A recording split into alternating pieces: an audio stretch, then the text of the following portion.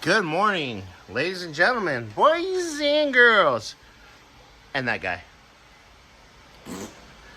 We're working on John's 67 Imperial. Beautiful car. Or no car.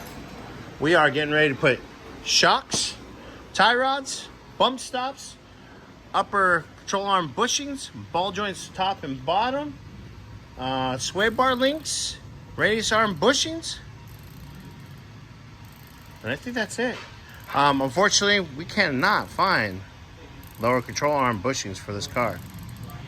Unfortunately. So we're gonna do everything else so we can just keep on moving.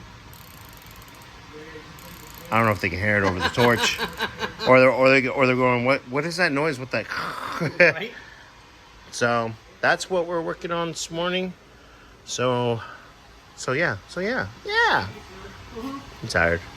Can you tell? Nope, not at all. But once I get some of this ripped apart, I will show you what's going on. All right, guys. Got the side 90% torn apart.